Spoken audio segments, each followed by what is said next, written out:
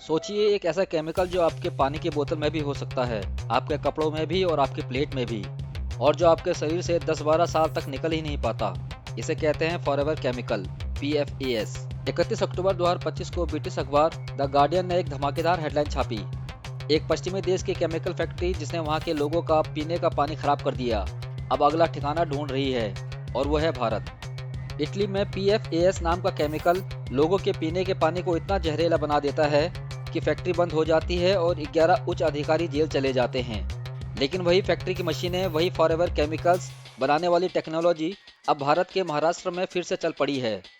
तो सवाल सीधा है, जो PFAS इटली के लिए जानलेवा है, वो भारत के लिए कैसे सेफ हो गया?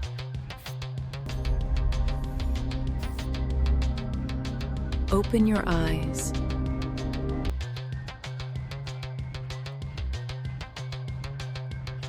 PFAS यानी पर एंड पॉलीफ्लोरोएल्काइल सब्सटेंसेस, हजारों सिंथेटिक केमिकल्स का परिवार जिन्हें वैज्ञानिक फॉरएवर केमिकल्स कहते हैं, क्योंकि ये मिट्टी, पानी और शरीर में बेहद लंबे समय तक बने रहते हैं। ये केमिकल आप रोजमर्रा की चीजों में पा सकते हैं, जैसे नॉन स्टिक पैन और कुकवेयर, वाटरप्रूफ जैकेट, ऐसे कपड़े और कारपेट जिन पर दाग आसानी से नहीं लगते, फास्ट फूड पैकेजिंग जैसे बर्गर, फ्रेंच फ्राइज वाला वो खास कागज जो तेल नहीं सोखता यानी तेल रोधी कागज, फायर फाइटिंग फोम और कई इंडस्ट्रियल क्लीनर्स।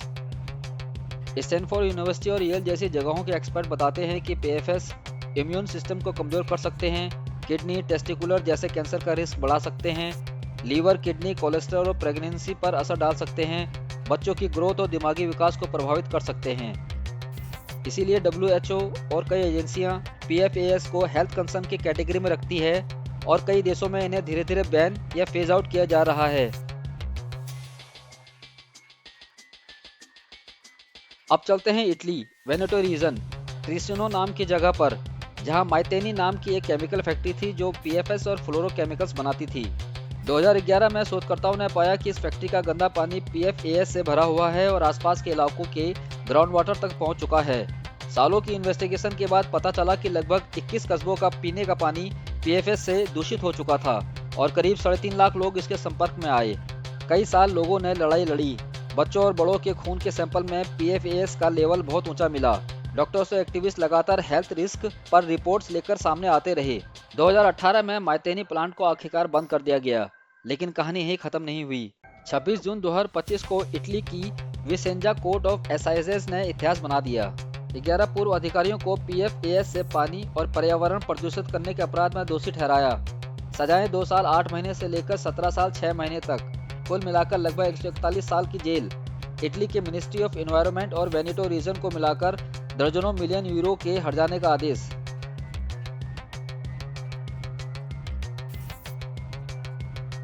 अब वो हिस्सा जो भारत के लिए सबसे ज्यादा डराने वाला है। 31 अक्टूबर 2025 को द गार्डियन ने रिपोर्ट किया कि माइतेनी की बंद फैक्ट्री की मशीनें, पेटेंट, प्रोडक्शन प्रोसेस सब कुछ बेच दिया गया है और ये पूरा सेटअप करीब 4000 मील दूर भारत लाया गया। रिपोर्ट के मुताबिक ये एसेट्स भारतीय कंपनी लक्ष्मी ऑर्गेनिक इंडस्ट्रीज की सहायक कंपनी वीवा लाइफ साइंसेज ने खरीदे और अब महाराष्ट्र के रत्नागिरी जिले के lord Parshuram MIDC industrial area में PFAS और अन्य फॉरएवर केमिकल का प्रोडक्शन चल रहा है। द गार्डियन के ग्राउंड रिपोर्टर ने लोकल लोगों और एक्टिविस्ट से बात करके लिखा कि इस इंडस्ट्रियल एरिया का सेंट्रल वेस्ट वाटर ट्रीटमेंट पहले से ही शिकायतों के घेरे में है। ग्रामीणों का आरोप है कि प्लांट सही से काम ही नहीं करता। बिजली कटने पर इंडस्ट्री सीधे पास के नालों और नदियों में गंदा पानी छोड़ देती है। यूनिवर्सिटी ऑफ पैडुआ के एक प्रोफेसर मार्कोलो ने इस पर टिप्पणी की, जब यूरोप PFAS पर बैन की तैयारी कर रहा है, उसी समय माइतेनी की मशीनरी और प्रोडक्शन इंडिया शिफ्ट होना ये दिखाता है कि मल्टीनेशनल कंपनियां ऐसे देशों की तलाश करती हैं जहां एनवायरमेंटल प्रोटेक्शन कमजोर हो।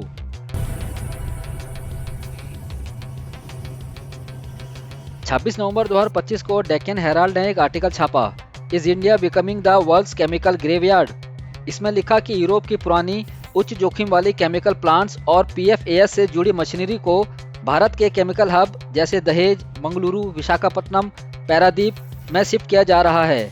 आर्टिकल में इसे सीधा सीधा प्रदूषण उपनिवेशवाद कहा गया, जहां अमीर देश अपने गंदे, खतरनाक, डिकमीशन किए गए केमिकल प्लांट्स को गरीब या मध्य आय वाले देशों में भेज देते हैं, क्योंकि यहाँ रेगुलेशन और मॉनिटरिंग कमजोर है। यानी जो प्लांट्स यूरोप में बहुत गंदे माने जाते हैं वही प्लांट्स भारत के लिए इंडस्ट्रियल ग्रोथ बन जाते हैं।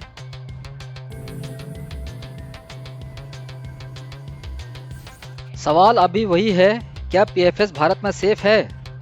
स्टैनफोर्ड और येल के साइंटिस्ट ये नहीं कहते कि पीएफएस सिर्फ इटली के लोगों के लिए खतरनाक है और भारतीयों के लिए नहीं। पीएफएस का केमिकल स्ट्रक्चर, उसका बिहेवियर, उसका असर पूरी दुनिया में एक जैसा है।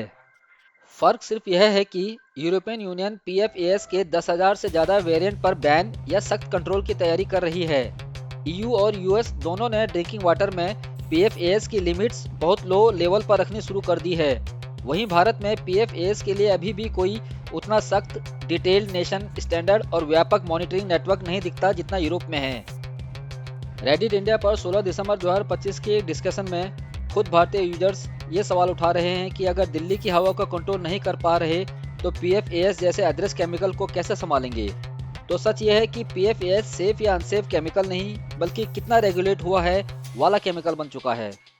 तो अब वापस वही line, unsafe in Italy, safe in India. Facts क्या कहते हैं? पीएफएस पर दुनिया भर की यूनिवर्सिटीज़ और हेल्थ एजेंसियां गंभीर हेल्थ रिस्क की चेतावनी दे रही हैं। इटली की कोर्ट ने पीएफएस प्रदूषण को इतना गंभीर माना कि 11 एग्जीक्यूटिव्स को कुल 141 साल की जेल सुनाई। माइतेनी प्लांट 2018 में बंद हुआ, लेकिन 2025 में उसकी मशीनें और प्रोडक्शन इंडिया में चलने लगे। भारतीय अखबार और पोर्टल खुद लिख रहे हैं कि भारत दुनिया का केमिकल ग्रेवयार्ड बनता जा रहा है। अब फैसला आपके हाथ में है। क्या हमें सिर्फ जॉब्स और इन्वेस्टमेंट देख के खुश होना है, या ये भी पूछना है कि जो केमिकल इटली के लिए बहुत ज़्यादा जहरीला है वो भारत के लिए कम जहरीला क्यों माना जा रहा है? अगर आप चाहते हैं कि ऐसे मुद्दे मुख्य धारा में आएँ तो इस वीडियो को शेयर कीजिए, कमेंट में लिखिए कि पीएफएस पर भारत को क्या पॉलिसी अपनानी चाहिए, और अपने लोकल नेता, पत्रकार और मीडिया से सिर्फ एक सवाल पूछिए, PFS unsafe in Italy, safe in India सच में? अगली वीडियो आने तक Open your eyes.